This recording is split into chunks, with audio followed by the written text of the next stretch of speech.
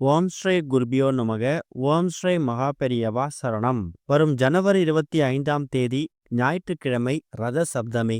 இந்த ஒரு இலை மேல ஒரே ஒரு கைப்பிடி அளவு கோதுமை வைத்து நீங்க இந்த வழிபாட்டை பண்றதால வீட்ல பணம் நிரம்பி வழியும், எல்லா விதமான செல்வங்களும் தேடி வரும். அது என்ன வழிபாட்டு முறைன்னு பார்க்கறதுக்கு முன்னாடி நம்மளோட வீடியோஸை இப்போதான் நீங்க ஃபர்ஸ்ட் டைம் பார்க்குறீங்கன்னா மறக்காம சப்ஸ்கிரைப் பண்ணிக்கோங்க.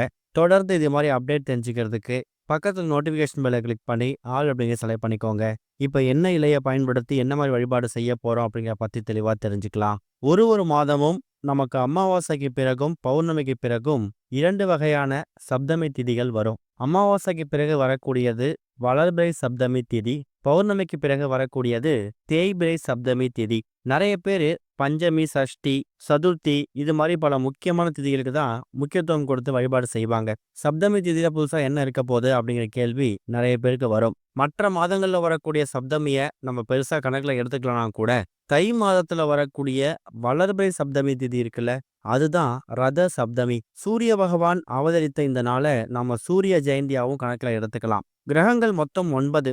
அப்படி இருக்கக்கூடிய 9 கிரகங்கள்லையும் ராஜ கிரகம்னு அழைக்கப்படக்கூடியவர் யாருன்னு கேட்டீங்கன்னா சூரிய பகவான் தான். ஒருத்தவங்களுக்கு வாழ்க்கையில அவங்க ஜாதகத்துல சூரிய பகவான் ஆதிக்கம் அதிகமாக இருக்கும்போது ராஜயோக செல்வ செழிப்பு உண்டாகும். செல்லுமிடமெல்லாம் சிறப்பு கிடைக்கும். அதை விட முக்கியமானது ராஜாவாக வாழ முடியுமாம். அதுதான் சூரிய பகவான் ஆதிக்கம் அதிகமாக இருக்கக்கூடிய ஜாதகக்காரங்க இருக்கக்கூடிய பெரிய நல்ல விஷயம். மற்றவங்களுக்கும் அந்த யோகம் கிடைக்கணும், ராஜயோகம் கிடைக்கணும், செல்வ செழிப்பு உண்டாகணும் அப்படின்னு நினைக்கிறவங்க தாராளமா ஞாயிற்றுக்கிழமைகள்ல சூரிய பகவானை வணங்கலாம். அதுலயும் இந்த வருஷம் நமக்கு சப்தமி திதி, இந்த ரத சப்தமி அப்படிங்கிறது ஞாயிற்றுக்கிழமையில சூரிய பகவானுக்கு உகந்த நாள்லயே வந்திருக்கிறதுக்கு நாம கொடுத்து வச்சிருக்கணும். கிரகங்கள்ல ராஜ கிரகம்னு அழைக்கப்படக்கூடிய சூரியன் இருக்காருல, அவரு 7 குதிரைகள் பூட்டப்பட்ட தேர்ல வலம் வரக்கூடியவராம்.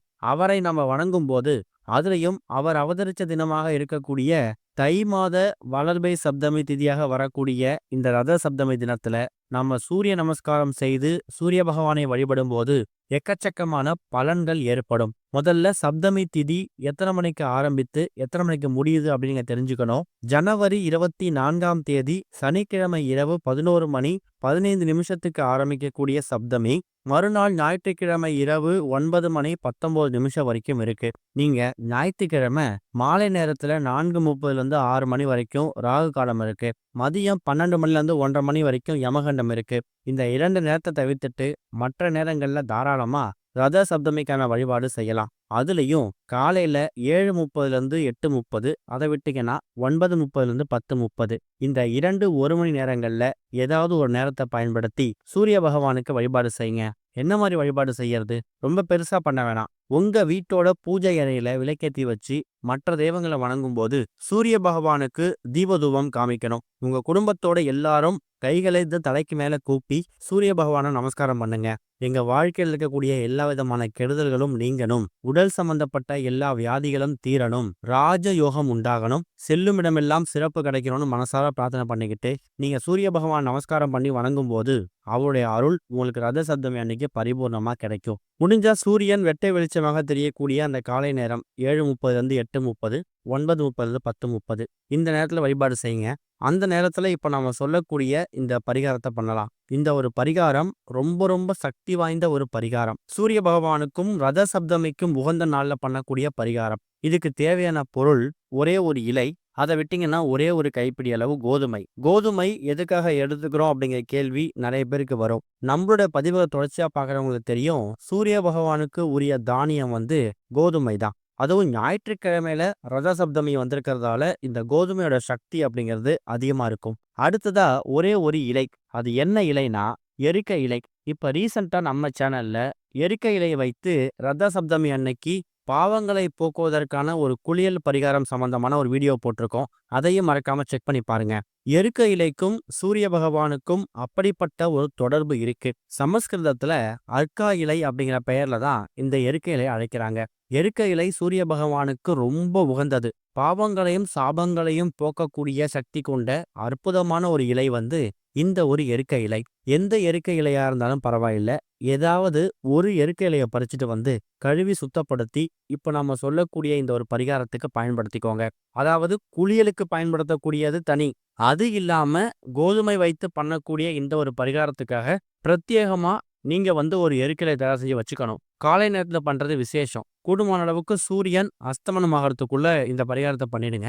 ஞாயிற்றுக்கிழமை ஓய்வு நேரம் அப்படிங்கிறதால மதியம் ஒரு 1:30 அந்த நேரத்துல பண்ணா கூட ஓகே தான். அதாவது யமகண்டம் முடிஞ்சு. கூடுமான அளவுக்கு 7:30லேருந்து 8:30 இல்லன்னா 9லேருந்து 10:30 இந்த நேரம் விசேஷம். நீங்க எடுத்து தயார் செஞ்சு வச்சிருக்கக்கூடிய அந்த எருக்க இலை இருக்குல்ல, அதுல ஒரே 1 ஸ்பூன் இல்ல ஒரு கைப்பிடி அளவு கோதுமைய வைக்கணும். அப்படி வைக்கும்போது முதல்ல உங்களோட குலதெய்வம், இஷ்ட தெய்வம் இவங்க எல்லாரையும் மனசார பிரார்த்தனை பண்ணிட்டு, அதுக்கப்புறமா நீங்க ரத சப்தமிக்கு உரிய கடவுளாக இருக்கக்கூடிய சூரிய பகவான நீங்க நமஸ்காரம் பண்ணணும். அத எப்படி நமஸ்காரம் பண்ணணும்னா, எருக்க இலை மீது வைத்திருக்கக்கூடிய இந்த கோதுமை இந்த ஒட்டுமொத்த அமைப்பு இருக்குல்ல, இத அப்படியே உங்களோட உள்ளங்கையில வலது கையில ஏந்திக்கிட்டு, உங்க வீட்ல இருந்து மொட்டை மாடியிலயோ, இல்ல தோட்டத்திலயோ, நிலைவாசல்லயோ எங்க இருந்து பார்த்தா சூரியன் பிரகாசமா தெரியிறாரோ, அங்க உங்களோட உள்ளங்கையில இந்த எருக்க இலையோடு அந்த கோதுமையும் சேர்த்து ஏந்தி சூரிய பகவான் நோக்கி காமிக்கணும். காமிச்சிட்டு, "சூரிய பகவானே, உங்களுக்கு உகந்த இந்த எருக்க இலை மீது உங்களுக்கு உரிய தானியமாக இருக்கக்கூடிய இந்த கோதுமையை நாங்க வைத்து, எங்களோட பாவங்களை போக்குவதற்கான வழிவகையை நாங்க கேட்கிறோம். அதுக்கான வழிவகைகளுக்கு ஏற்படுத்துங்க.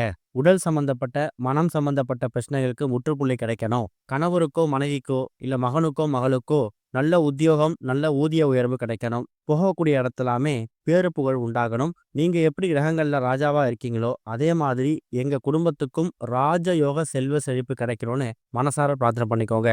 இது மாரி பண்றதால பல நன்மைகள் ஏற்படும். உதாரணத்துக்கு நம்ம முன்னாடியே சொல்லியிருந்தோம். சூரிய பகவான் ஆதிக்கம் அதிகமா இருக்கிறவங்களுக்கு ராஜயோகம் கிடைக்கும்னு. அதுலயும் சூரிய பகவானை அன்றைய தினம் ரத சப்தம் அன்னைக்கு நம்ம வணங்கும்போது, அரசாங்கம், அரசியல் சம்பந்தப்பட்ட வேலைகளுக்கு நல்ல முன்னேற்றம் கிடைக்கும். அதுக்கான வாய்ப்பு தேடி வரும். உங்க குடும்பத்துல உங்க மகனோ, மகளோ, உங்க மனைவியோ, கணவரோ யாராவது அரசாங்க உத்தியோகத்துக்காக பயிற்சி பண்ணிக்கிட்டு இருக்காங்க.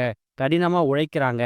ஆனா வாய்ப்பு கடைசி நேரத்துல கை தவறி போகுது அப்படின்னு நினைக்கிறவங்க, இந்த ஒரு ரத சப்தமி அன்னைக்கு சூரிய பகவான் நினைத்து வழிபடும் போது கடின உழைப்பை போட்டு படிக்கிறவங்களுக்கு கூடிய சீக்கிரம் அந்த அரசாங்க வேலை அப்படிங்கிறது கைகூடி வரும். இதுதான் இந்த ஒரு பரிகாரத்தை பண்றதுக்கு முக்கியமான நோக்கம். சொல்லப்போனா பணம் சம்பந்தப்பட்ட, பொருளாதாரம் சம்பந்தப்பட்ட எல்லா பிரச்சனைகளுக்கும் நீங்களே உங்க கையால முற்றுப்புள்ளி வச்சுக்கலாம். கூடவே இந்த எரிக்கலை வைத்து சூரிய பகவானை ஏந்தும் போது நாமளும் நம்ம முன்னோர்களோ தெரிஞ்சோ தெரியாமல் செய்திருக்கக்கூடிய சகல விதமான பாவங்கள் நிவர்த்தியாகும். ஒரு 2 நிமிஷம் நீங்க சூரிய பகவானை நோக்கி அதை காமிச்சாலே போதும். அதுக்கப்புறமா நீங்க அதை எடுத்துட்டு மறுபடியும் பூஜை அறையில வச்சிடுங்க. இப்ப சூரிய பகவானுக்கு உகந்த தானியத்தை நீங்க சூரிய பகவான் அவதரிச்ச ரத சப்தமி அன்னைக்கு உங்க கையால நீங்க நைவேத்தியமா படைக்கிற மாதிரி, ஒரு காணிக்கையா கொடுக்கிற மாதிரி தான் உங்க கையால ஏந்திருக்கீங்க. அப்படி ஏந்திக்கிட்டு நீங்க வைக்கக்கூடிய கோரிக்கை கூடிய சீக்கிரம் சூரிய பகவானால உங்க ஜாதகத்துல முன்னேற்றம் ஏற்பட்டு அதுக்கான வழிவகை கிடைக்கும். அதுக்கப்புறமா அந்த கோதுமையை நீங்க பத்திரப்படுத்தி வைக்க வேணாம். காக்கை குருவிகளுக்கோ